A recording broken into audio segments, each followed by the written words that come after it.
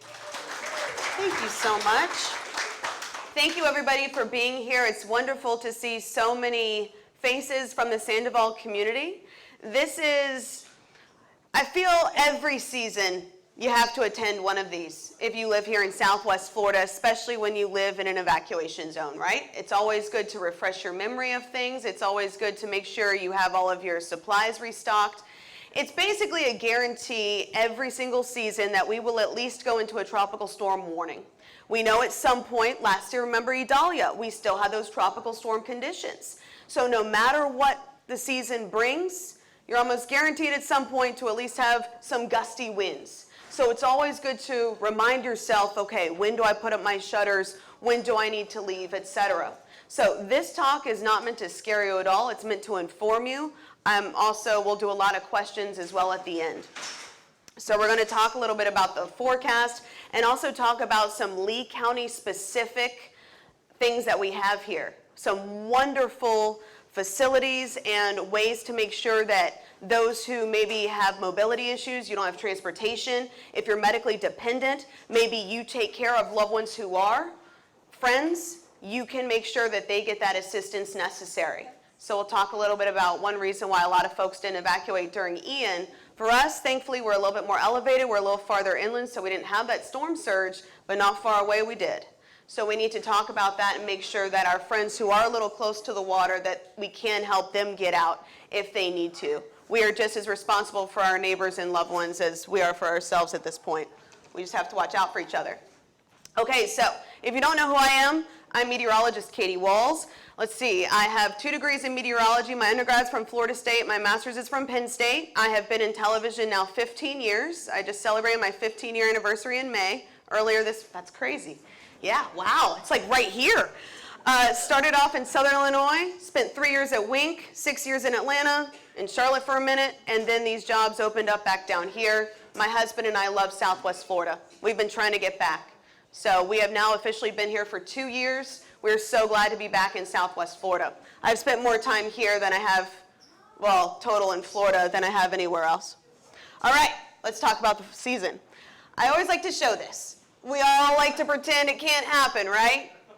That's what we wish. We want to put our ostrich heads in the sand. No, we have to be realistic, right? We always have to be prepared no matter what. Even if we don't want to deal with it, we don't want to deal with our emergency supply kits. Well, maybe if I don't pack it, it won't happen. No, we can't think like that. All right, so here is the seasonal forecast. This is from our hurricane experts at Colorado State University. They and NOAA are the leading hurricane experts. They have an incredible, incredible team and decades upon decades worth of data. So first, yes, we are expecting an abnormally active season. Okay, so the average number of named storms based upon the past 30 years of data is 14. Of those 14, typically we see 7 hurricanes, 3 majors. This year we are expecting 23 named storms. If we hit 23 named storms, that does mean we will go through the entire list of names. And then if we have to, we'll move on to our backup list of names, which by the way is no longer the Greek alphabet. That was retired after 2020, which we'll talk about. So 23 named storms are forecast, of which 11 are forecast to become hurricanes. Of those, 5 are expected to become major. A major hurricane is a category 3 or higher, which means sustained winds of at least 111 miles per hour. It is typically those big boys that's when evacuations are called. But evacuation zones are labeled for storm surge, for flooding reasons. So we have wind threats, we have storm surge threats. All things we get to think about here. All right, so that's the forecast. So why are we expecting such an active season? We're in a La Nina watch. The Nina. We were in El Nino last season. Currently, we are in the process of a transition. We are physically transitioning right now from El Nino into what we call an ENSO neutral, which is, the middle ground. So we're heading into neutral right now. And then as we look ahead later into the season, right in time for the peak of the hurricane season, there is a 60% likelihood that La Nina will develop during that 3-month period, June, July, and August. And an 80% probability August, September, and October. So when it comes to ENSO phases, El Nino, neutral, and La Nina, we do 3-month phases. So it's that 3-month average. That's why I talk like that. So unfortunately, it's likely to happen. So why does it matter? La Nina means you have less wind shear in the environment. Less wind shear means less winds upstairs that can rip apart a hurricane. Those big cold cloud tops, when you have strong wind shear, like in El Nino, it rips them apart. So they can't get as big and strong. But when you don't have that wind shear, there's not a lot holding them back, at least upstairs. They'll have that support in the higher levels of the atmosphere. And also, central and eastern Atlantic temperatures right now are at record warm levels. That's unfortunately undeniable. We saw it last year, and it just keeps getting worse. So especially in the central and eastern parts of the Atlantic, where our hurricanes tend to develop, especially August into September, October, we are anticipating those well above average temperatures to continue. Again, more fuel for those hurricanes to really get fired up as they cross over. Now, the last time we were this active, I kind of want to talk about this, 2020. Does anybody remember 2020? I mean, we all remember 2020. I remember I was on TV in Charlotte, alone in a studio for obvious reasons. So all by myself, tracking the most active hurricane season on record in recent history, which was kind of crazy. I feel 2020 gave us a lot. So in 2020, we had 30 named systems. 30, okay? The most ever recorded. We not only went through our list of names, we went right into the Greek alphabet. And there were several Greek names that were actually retired. They were that strong that late in the season. We had so many records that were set, a tremendous amount of activity in the Caribbean, and especially there in Central America. That's where some of the worst hits were, Nicaragua, Honduras, down there. Meanwhile, for us, take a look at this. So we had 30 different tracks. And out of those 30 named storms, none had a direct impact on our area. How crazy is that? How crazy is that? The closest one, we had a tropical storm skirt 10,000 islands about 50 miles away from us.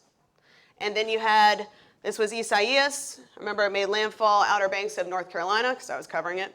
But that skirted the East Coast, so they had a lot of erosion there. We had another tropical storm make landfall in the Big Bend, but we did not have any hurricanes anywhere close to us. I'm pointing this out because just because we are expecting an abnormally active season does not guarantee we're going to get hit, okay? But we always have to be prepared. We always have to be prepared. But I wanted to point this out because we know it's going to be active. And you can imagine every single time that one of those storms got close, we had to be on alert. And that's going to be the case. It's going to be active. We're going to be bringing you updates frequently. And the peak of hurricane season, right around September 10th and 11th. That's when things really rock and roll. It's normally when we have anywhere from 3 to 5 named systems at any time that we're tracking. So that's when it peaks. All right, so no matter what's coming, we need to prepare every season. Some things that you can go ahead and do right now. It's May 10th. Develop an evacuation plan. Not just one plan, not just 2, but 3. I like to have 3 different routes. 1 to the north, 1 inland, 1 across the alley. That way you have 3 different places to go. And you don't have to go far. Lehigh Acres will suffice. Just enough to get away from the water. Water is the main killer. So as long as you're away from the water, you're good to go. Honestly, we didn't take on water here. A lot of homes are just fine. However, play it safe. Do what you feel comfortable doing. Some storms will be able to ride out here no problem. Others, you may need to go a little farther inland. Just depends upon your personal comfortability as well as your thresholds, your comfort level. Get an insurance checkup. Document your possessions. Go ahead and snap pictures of everything in your house just in case something happens to your roof. I know a lot of us do still have roof damage. We haven't all received our new roofs yet, and that's going to be a factor too. That could mean if you still have damage up there, it might mean that you have to leave for a lower threshold storm just because of that potential. But just make sure you go ahead and snap pictures of all of your belongings now. That way you have it and you don't have to deal with it. We all know how fun insurance can be. All right, know your zone. We're Sandoval, we are Zone A. That's the red part right here. This is Surfside Boulevard. That takes you up to Pine Island Road. It includes the apartment complex all the way back, regardless of where you are. Yes, this is all Zone A. Okay? Just so you know, it's always good to know your zone. You can easily find it out for other parts of Cape Coral. It depends upon elevation, how close you are to the water, by visiting the florida.ready.gov. And then that way you can check on other folks. But yes, we are Zone A, which is the first to be called. So know your personal vulnerability. We just talked about it. Roof damage may mean that you have to leave for a lower threshold storm. Most importantly, when an evacuation is issued, you need to go. Just play it smart, even if it's only 5 miles inland, right? Just get away from the threat. Again, water is your primary threat. Again, I always say have 3 evacuation routes planned because let's say there's an accident up Burnt Store Road, you're not getting up there, right? So now it's time to go inland. Okay, we're going to take State Route 82 or State Route 80, 78, any of those to get farther inland. So just kind of have that in mind. Know which way you would go. If you have friends, family, that's a great option. Maybe you have a hotel, booked farther inland. Basically, as soon as you go into a cone, if we are expecting a Cat 3 or higher anywhere close, I would go ahead and make a reservation somewhere farther inland, just to be on the safe side. You can cancel it, worst case scenario, but go ahead and make that. That way you have that booking. A lot of fear and anxiety, a lot of us have anxiety after going through Ian. There is no question. Every single time, I remember last year with Idalia, having that tropical storm warning issued, I remember I had folks telling me it's scary, right? It's very scary, especially what we've gone through. So by preparing now, I can really help to ease the stress and anxiety, especially if you are taking care of more than one person. If you have kids, if you have parents, loved ones who need a little extra time, a little extra help, now is the time to make sure that you are ready to go. Okay. Yes, many of us will be able to shelter at home if it's safe from winds and storm surge, like we did last year with Idalia, right? We had the tropical storm conditions. So 3 plans to get out. That could mean a friend or family member farther inland out of an evacuation zone, a hotel inland anyway away from water, and again, you don't have to go very far. We do have some wonderful shelter options here in Lee County. There are usually 12 to 13 that open, but that should be your last resort. That's typically what happens if you can't get to one of your other spots. That shelter option's your last resort. The reason being, it can be a very high-stress environment. You're in very close corridors with your neighbors, and especially now that all of our shelters welcome pets. We'll talk more about that, but all domesticated animals are now allowed at all of the shelters. Since Irma, that changed because there was a big reason why people didn't evacuate: pets. Well, now there's no excuse. Come on in, bring your pet snake, as long as it's not poisonous. I confirmed that with this shelter the other day. I said, so cats and dogs? She's like, oh no, if it's in a cage, you can bring it. I was like, oh, okay. Apparently they had birds, they had parrots. Okay, they had 4,000 animals that needed rescuing, that needed help after Irma. So, speaking of our babies, our fur babies. All right, pets, again, they're a big reason why people don't leave. And that was one of the saddest things about Fort Myers Beach. I remember going down there after everything and asking the people who did stay and write it out, like, why? And there were answers, oh, well, I just couldn't get off in time. I didn't have transportation. I didn't want to leave my animals. Okay, well, now that we know that all shelters welcome domesticated animals and all service animals are always invited as well, there's not an excuse.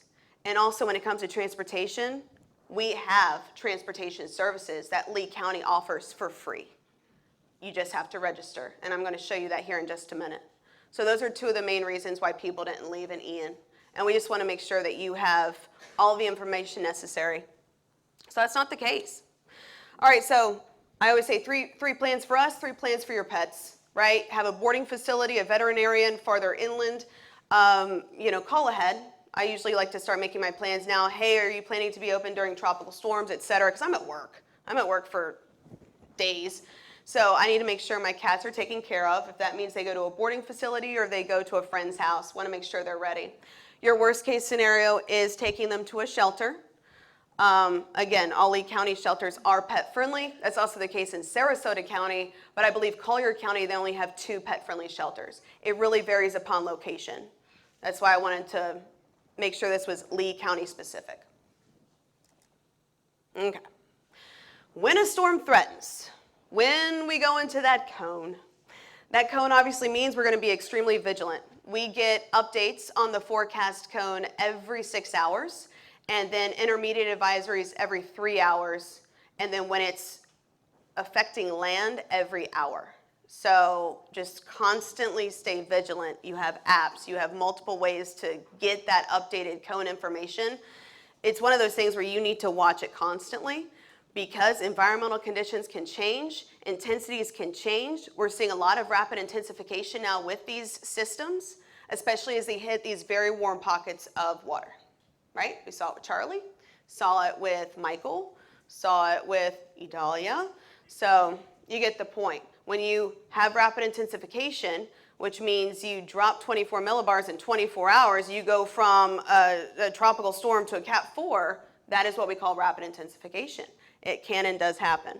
So that's why I say, if you see that cone, if we're anywhere close to that cone, you go ahead and make sure, okay, you have your checklist, everything's ready to rock and roll, and then if it's starting to get a little closer, especially if you need extra time, or you have anxiety, you're like, I don't want to deal with this, go ahead and leave. It's all up to you. It's not a bad idea. If you can, go ahead and leave. I can't, because I'm at work. But I guarantee you I'll get my kids out. I'll send my kids up to my mom's house in South Carolina and make sure they're out of harm's way while I go to work. So just know your personal limitations and what kind of anxiety you have if you don't want to deal with a lot of traffic, because you know if we go into that cone and it's 2 days out, traffic's going to start getting really heavy really fast, but maybe you leave 3 days out. And at this point, our track forecasts are very good. When you look at the cone, that's a 66 probability that that's where that center is going to go. But we also know that you can have impacts hundreds of miles from the center of that storm, right? Exactly. And that was a huge thing that was underestimated in Collier County. You know, Collier County, even as far south as 10,000 Islands, Marco, still had 6 to 9 feet of storm surge from Ian, even though it was never in the forecast cone. Okay, so when a hurricane watch is issued, this is a great question I got last year, so I wanted to make a graphic specifically. When do you put up your shutters? When a hurricane watch is issued. That's kind of the general guideline. So when that watch is issued, you go ahead and start putting things up. And honestly, as soon as you go into the cone, if you can't do it yourself, you want to go ahead and get somebody. Honestly, it's not a bad idea. Just go ahead and get them up, and then that way they're done. Obviously, make sure your hurricane kits are ready to go. Gas up your car. Get that gasoline. I think we all went through that during Hurricane Ian. Gas was scarce, to say the least. I remember interviewing folks who were in line for the Wawa, and they had been sitting there for 6 hours. And it was especially heartbreaking, the ones who were trying to get their generators filled up for people who were medically dependent. And that was scary. That was scary stuff. So especially if you're medically dependent upon that, upon any sort of machine, or loved ones are, you want to make sure if you can get out earlier, you do. Just because after seeing that gas shortage during Ian, I think that's the biggest reason. Coffee. All right. And exactly. Just know how much time you need to leave and what you're comfortable doing. You know, how much time you're willing to spend in the car. Maybe you're not a fan of the person you have to drive around. You don't want to spend a lot of time with them. All right, resources specifically for Lee County. These are just some wonderful things, and I'm actually doing a story specifically on this. I'm speaking to, later on today, a social scientist who studied Ian and why people didn't leave. That's what we were talking about: pets, transportation / mobility, and past experience Irma. Even the Director of Emergency Management, Kevin Guthrie, told my husband, Ryan Kruger, in an interview yesterday that with Irma, they over-evacuated 2 million people. And because of that, a lot of people did not leave for Ian because of that prior experience. Well, y'all did it to us last time. We spent 8 hours on the road. You know, we had this, and this happened to us. This was a nightmare. Exactly. But that's one reason a lot of people didn't leave. Is because they're like, I'm not dealing with that again. Right? So the key is, you know, those are the three main reasons. So just remember, every storm's different. Every storm's different. With Irma, had it been 20 miles to the west, it would have done what Ian did, but mainly for Collier County, because it came in up through 10,000 islands. But unfortunately, it put a lot of us, it took our guard down. So we have some wonderful free is the key word, to our Lee County residents. It's called the Special Needs Program. So if you or loved ones or friends or people that you take care of, or you know that there are folks who have transportation and medical needs, either one. Hey, they don't have a car, they can't drive, they don't have a driver's license, they qualify. Medically dependent, oxygen, dialysis, that kind of things. Even CPAP machines qualify, by the way, for medically dependent. It's pretty important stuff. If you are medically dependent, pre-register. You have to pre-register. shelterapp.legov.com. That way, you pre-register. Actually, you have to do it every year. You update all of your information in the system. The Department of Health will actually contact you, discuss your exact needs. Do you need a ride? Okay, we'll make sure you get a ride. As soon as an evacuation order is issued for your location, we'll make sure you have a ride. We'll make sure you have transportation. Again, that was a big reason why people didn't leave Fort Myers Beach. Well, I have a bicycle. Well, right? Pre-register. That way, emergency management can get to you. As soon as that evacuation is issued, they will send a bus. They will send transportation to you or to whomever who needs it. And in the case of medically dependent folks, they'll take them. There are usually 2 medically equipped shelters that are guaranteed to have generators and electricity continuously.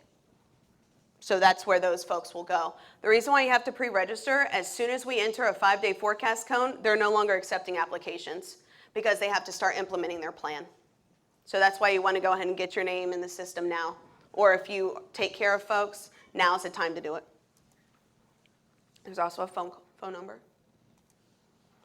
And again, it's for medical needs as well as transportation. Because there are a lot of people who don't drive. There are a lot of people who don't have cars. They don't have ways. They live alone. This is for that group, our neighbors who need that extra support. Okay. We also have, I don't know if y'all already have it downloaded, we have some wonderful apps that Lee County offers.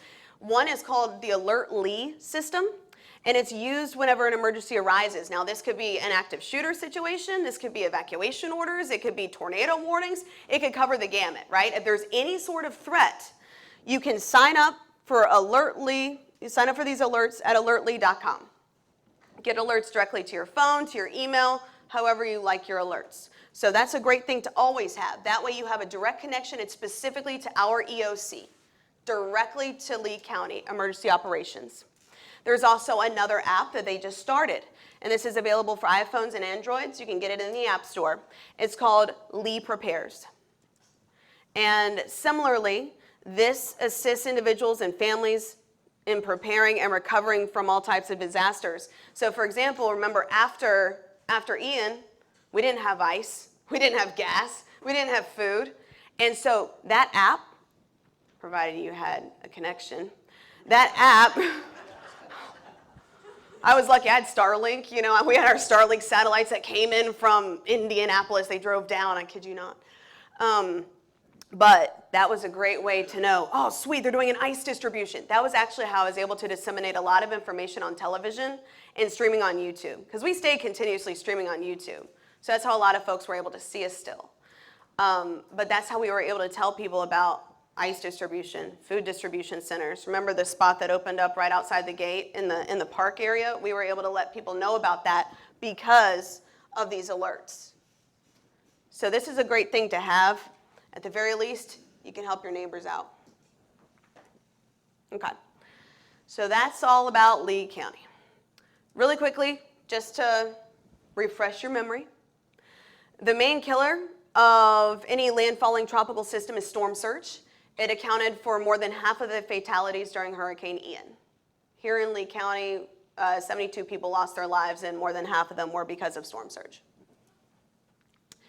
Heavy rainfall, inland flooding, obviously a big concern as well. Here's what's funny. Here, we only got 6 inches of rain, and then just to our north in Charlotte County, we had 26 inches. 26 inches. So they didn't deal with the storm surge, but they dealt with 2 feet of rainfall and tremendous flooding from the Myakka River. Remember, it shut down I-75 at one point because that river came up so high. The Peace River, obviously, that was record-setting by I think 10 feet. It broke that record in Arcadia. Arcadia was shut down on all sides. There was only one way in from the west because I remember getting stuck there.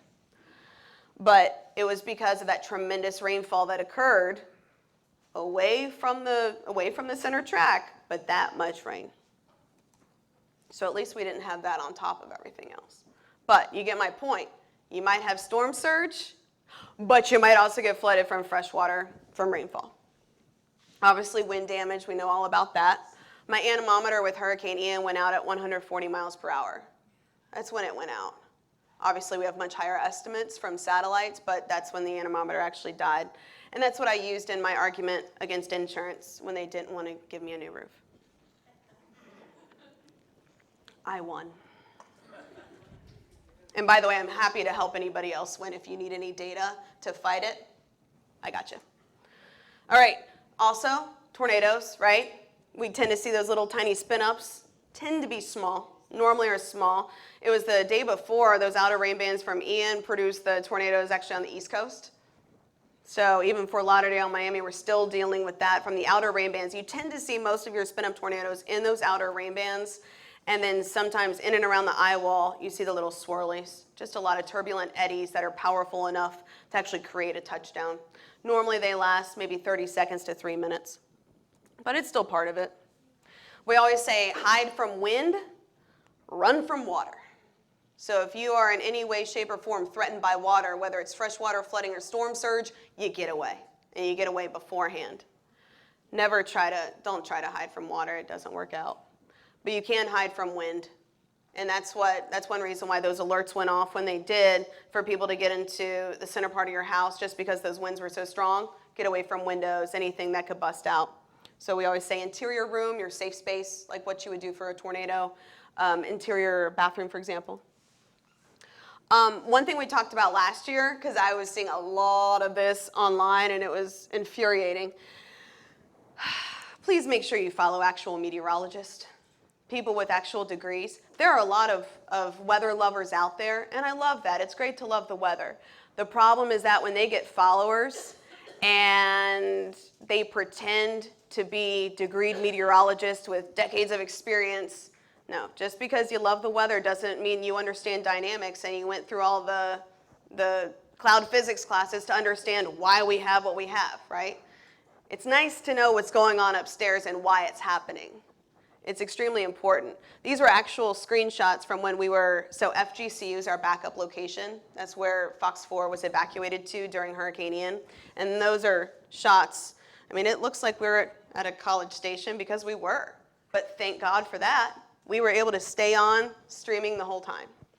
So that's why I say make sure to follow actual meteorologist, not meteorologist. This was something that popped up online last year during Idalia. And I looked at that. I was like, wow, that is reckless. Somebody, to get the clicks, to get the follows, posted this. So I want somebody to tell me, raise your hand, what is wrong with this picture? What is it missing to tell you what's going on? It's horrifying, right? Because that's Ian's track.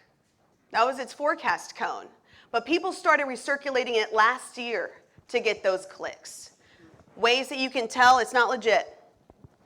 Do you see a timestamp on it? You don't see a timestamp. All National Hurricane Center forecasts, which is what that is for, they all have timestamps. It will say specifically May 10th, 2024, 8 a.m. It'll say exactly. If you don't see something labeled, automatically red flag. I want to know exactly what my data source is, National Hurricane Center. I want to know the exact date. I want to make sure it's authentic. Worst case scenario, you go to nhc.noaa.gov and you double check. But this started circulating last year, and it was, especially folks who went through Ian, it's like, that's the last thing we needed. So just be really, really cautious. So that's how to spot a fake post. So technically it's supposed to only be meteorologists who post, but nowadays everybody under the sun does it. And it's good to share authentic information, authentic info that you see on my website, on Wink, from the National Hurricane Center, National Weather Service. Just make sure it's from a valid source and it's from somebody who truly knows what they're talking about. Is there a date and source on the image? Let's see. Yeah, a lot of times you'll see forecasts that go beyond 7 days. Forecast cones go out to 7 days. They don't go beyond. Same story with, you'll see like the European model or GFS model. Yes, it goes out beyond 7 days, sure. But the probability of what it is saying is going to happen in 10 days, the probability of that occurring, it's not going to happen. Too many variables. We just don't have that accuracy down to all the little tiny nuances with the thermodynamics involved. So just be wary, just be cautious. And if you're unsure, ask. Always shoot me an email, shoot me a message. My Facebook name is Katie Kruger in real life. So, friend me on Facebook, because I need to accept messages on my personal, but I had to shut that down. Okay, anyways, I'm open to questions. We can talk anything, everything. Yes, sir.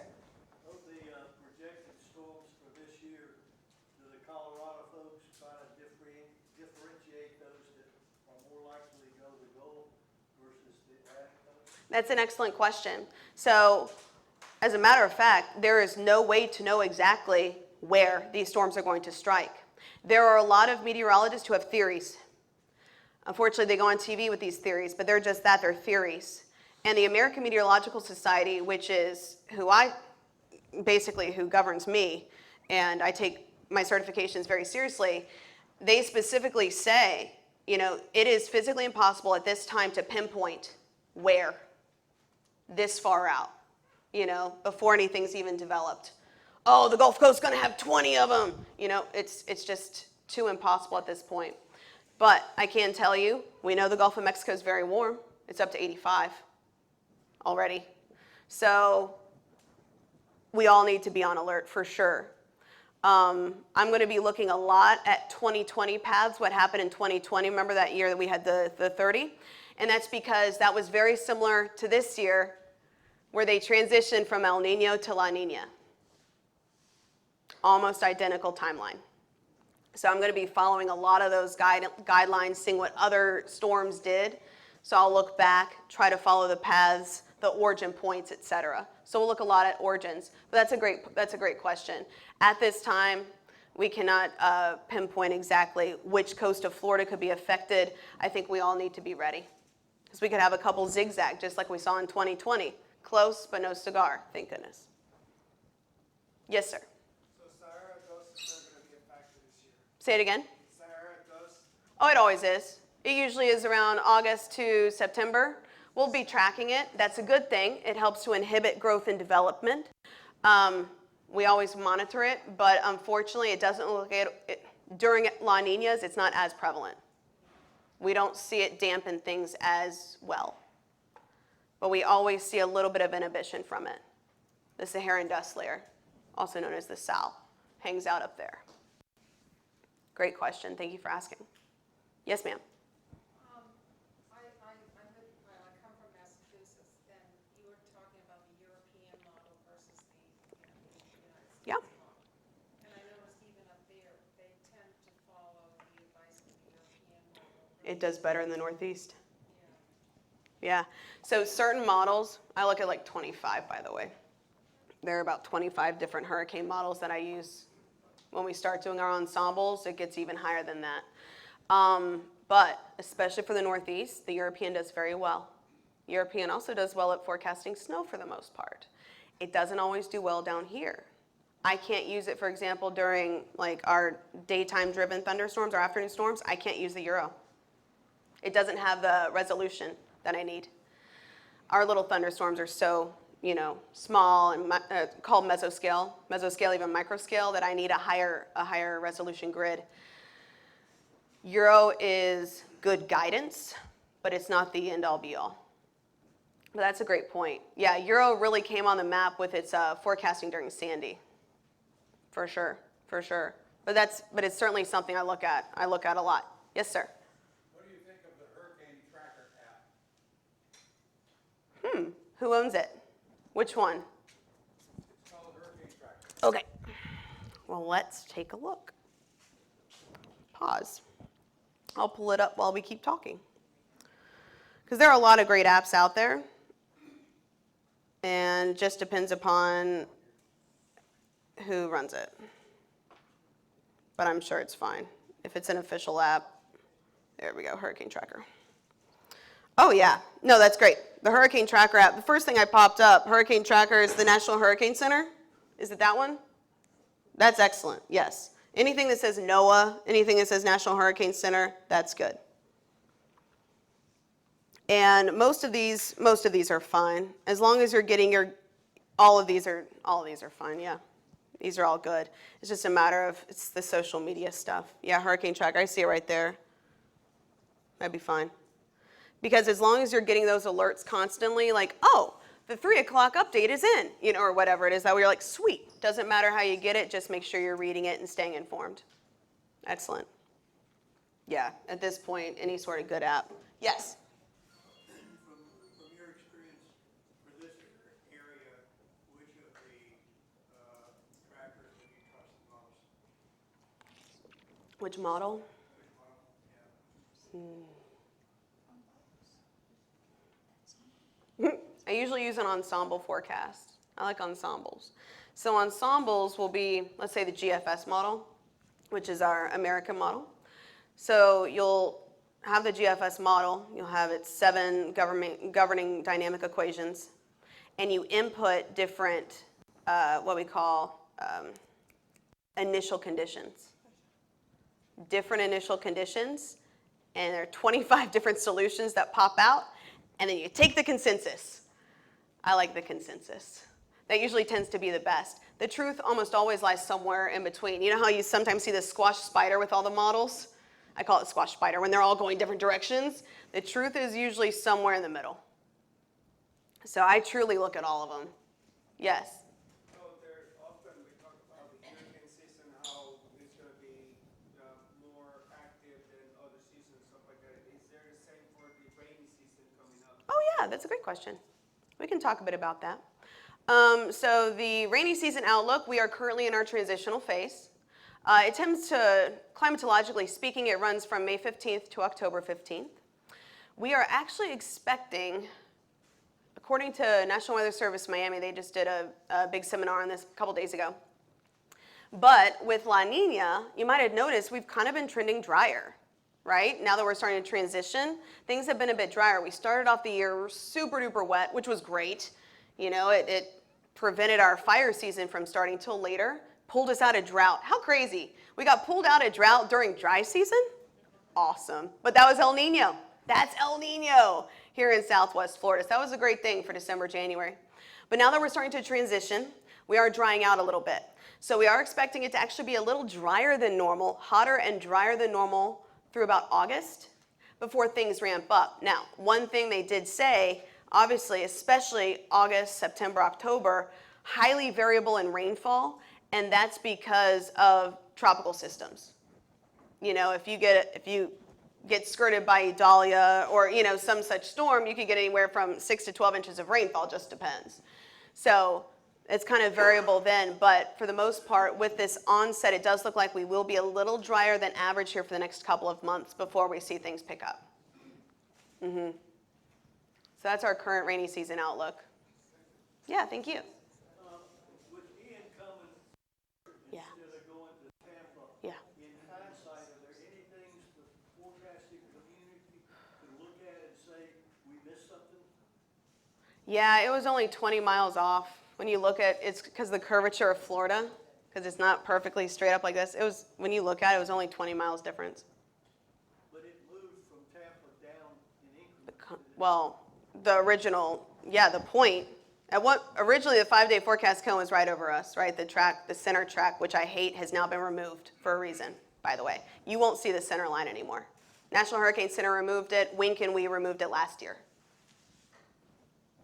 When you have governing officials telling folks that we're not close enough to the cone, we're not close enough to the track, we have to remember that impacts, that track, that cone, is only for the center of the storm, right? But we have impacts hundreds of miles from the storm.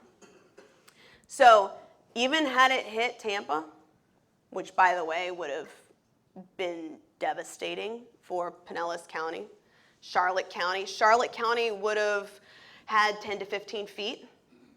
It would have been Charlotte County to be Fort Myers Beach. You know what I mean? We still would have been on that front right quadrant. We still would have had it, even here, it still would have been 6 to 9, for sure. So, unfortunately, the impacts weren't that different for us. We would have had storm surge regardless. But with it, obviously, right over it, it made landfall over Cayo Costa, by the way, is where the official center of the eye made landfall. So Cayo Costa, yep, only 12 miles as straight as the bird flies. But we were right there in that front right quadrant. So in terms of, I think the key, the forecasting was good. Being 20 miles off is actually really good when you think about that for the center of a storm. It was really quite good. The problem is that there were a lot of issues, and I don't want to throw certain people under the bus, but when you have governing officials who you're putting on TV, because we have to, saying, oh, well, the cone is now up to our north. And then you get me on TV and be like, okay, but this can still happen. So then I was contradicting officials, and that was a big issue. I think now we're going to see a lot more alignment. That was the biggest takeaway. Because, if you're in the front right quadrant, you're in the front right quadrant. That's going to be where you get all that onshore flow, all of that storm surge, no matter what. We still would have been hammered had it hit Tampa. That's a good question. Yeah? How much protection do we have from the barrier islands here in Sandoval? I think they did their job. Our mangroves did a great job. Those mangroves helped a lot.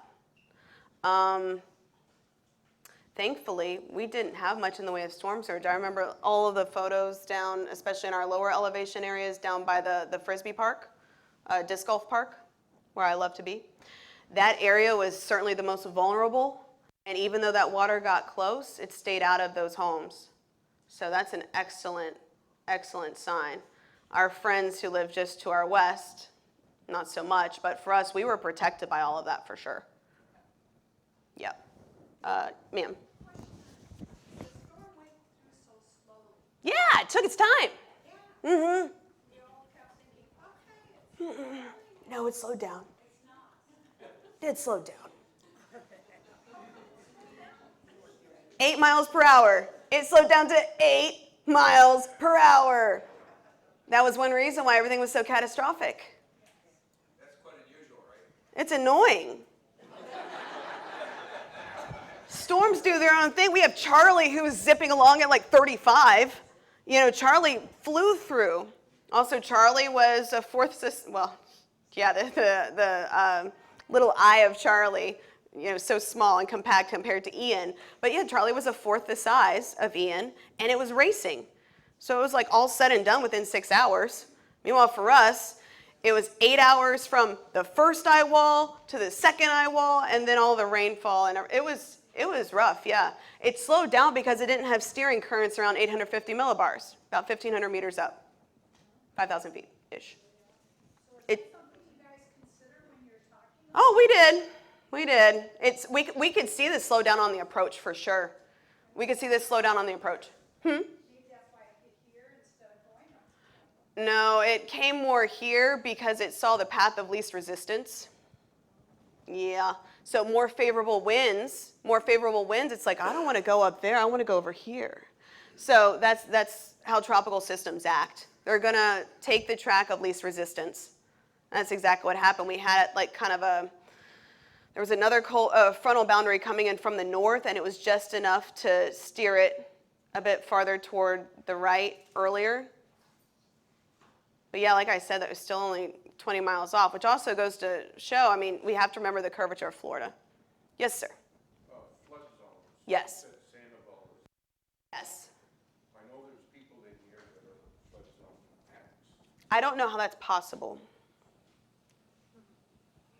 I don't know how that's possible. I remember this comment last year too. Here, let me pull it up again. So everything, this is all the updated stuff. This is all the updated flood maps. Oh, I'm sorry. I broke it. I touched it. It got mad. So what's the difference between X and A? I would have to look specifically. As far the maps that I use, we don't have an X on there. But let's pull it up.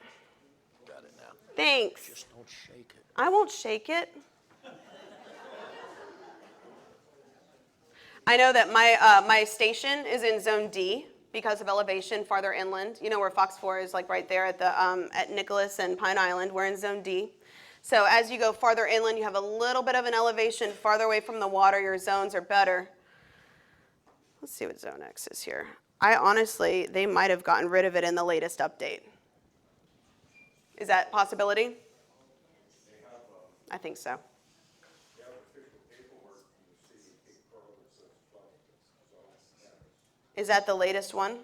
Not sure. Yeah, because we've been going through a lot of drama recently with the flood zones. There we go. Ooh. Apparently B and X are synonymous. That's not convenient.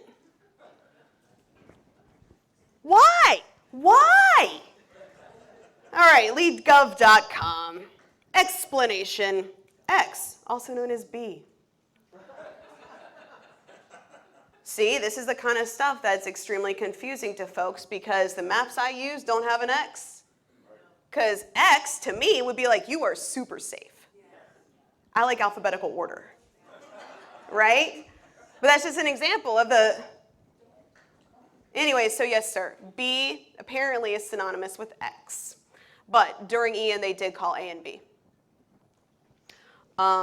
They took their time making those evacuation calls, right? They took a little too long. I've done a few different studies on that. But again, I think it was also remembering Irma. You know, we don't want to over-evacuate again. We don't want to upset our residents. We don't want to cost them money. We don't want to clog the roads. You know, so many things go into it. But unfortunately, based upon the surge mapping and the different levels that Lee County has in place, if you hit a certain threshold for a forecast, I think it's, I'll have to pull it up. They're called P-surge maps. It's what the National Hurricane Center and we use. But they should have called it Sunday night. They won't call for an evacuation during night. Obviously, it's very dangerous. But it should have been Monday morning. They should have called it at 5 a.m. Monday morning, which stinks. But it is what it is. We've learned a lot. It's not going to happen again. Just speaking to Mr. Abis, who's the who will make that call. Last year, this year, it's not going to happen again. Mm-hmm. In terms of kind of steering currents for Ian, Oh, yeah. there was that frontal coming in kind of from the northwest, but there was a Bermuda high in it. Oh, our Bermuda high is everything. And with that weekend just the night before. It did, yes. We were seeing it starting to weaken. So that weakening, you bring up a great point. The weakening of the Bermuda high allowed that front to sag farther south. And that's why it was like, ooh. Yep. Pushing it away from us until It did that, yes, exactly. All of those play factors. And that's one reason why I use ensemble forecast, because that's one thing they look at. That's one thing ensembles do. Okay, well, if this weakens, this means it's going to do this instead. So you look at all these different potential outcomes to get the best scenario, or get the best forecast. Not the best scenario, obviously. I was watching Week News the night before, and Mac Devin was saying that the Yeah. Bermuda high was weak, and his voice was cracking when Sure. it's like, the Bermuda high is Yeah, he lives at Babcock Ranch. He had power the whole time.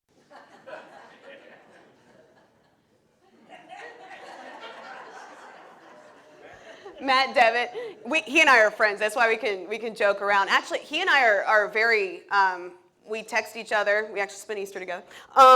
But there was a reason why their station and we removed that center track together. So we do our best to stay, even though we're competitors, we're all on the same page.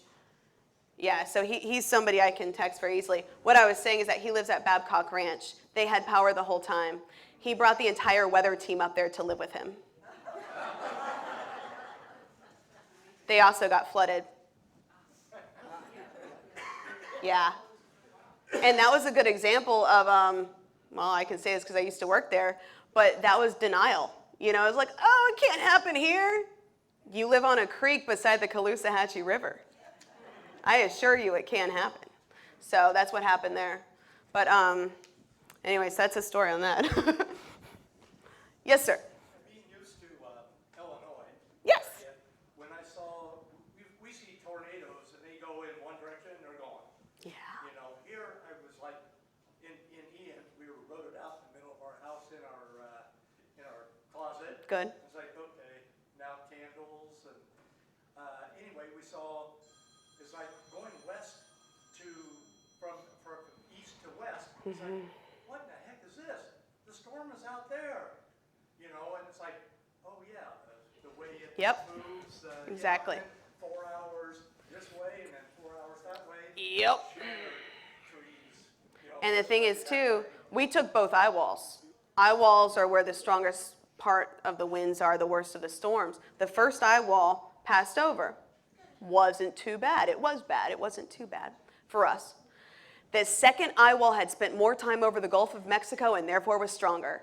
So if you had winds on the south-facing side of your house, for me, my garage door buckled. Like, I came home, obviously we couldn't open it anyway, but I noticed that the arm broke because of the force of the wind from that second eye wall, because it was due south winds. Like I said, my anemometer went out. It went out during that second eye wall. That's when it went out. So yeah, because it spent more time over the Gulf. The nice warm Gulf getting all juicy. But that's what happened. It's so slow moving. You know, you have sustained winds for 100 plus for 8 hours, you're going to have damage. You know, like if it had just blown on through like a tornado, it'd be like, okay, well, it happened. But instead it was just sustained, just trees getting hammered for hours. Yeah. By the way, your son's right. Boy, you're sure smart. Oh, thanks, buddy. Thank you. I think it's the only time he was forced to say that. All right. Great questions, everybody. Any more? I really appreciate everyone coming out. Seriously, if you have any questions, comments, Facebook friend me. Just find me. Facebook, email, all the things. I live on Sutherland, so just pop on down. So come say hi. But thanks for staying safe. Yes, ma'am. It's a quick question. So Okay. you're talking about the surface temperature of the water in the Gulf and the ocean. Yep. What is the surface temperature that would prohibit hurricanes from developing? Is there? There is. There's a happy threshold. It's 80 degrees. So hurricanes love when water is at least 80. And we're already at 85. But the Gulf is also really shallow. But for it to be record warm already for the central and eastern part of the Atlantic, that's going to be a concern. Yes, ma'am. 80 is your magical number. Yes. As a neighbor. Yes. And also somebody who respects all the, let's say, education that you've implemented in your life, how do we support you? Oh, thank you. How do you support me? Just give me some love. Yeah, more coffee. Just stay prepared. You know, it's all good. I appreciate it. Dealing with the station, Scripps has done what Scripps did. It is what it is. I'm there a lot on my own, but we'll get through it. Thank you. Thank you.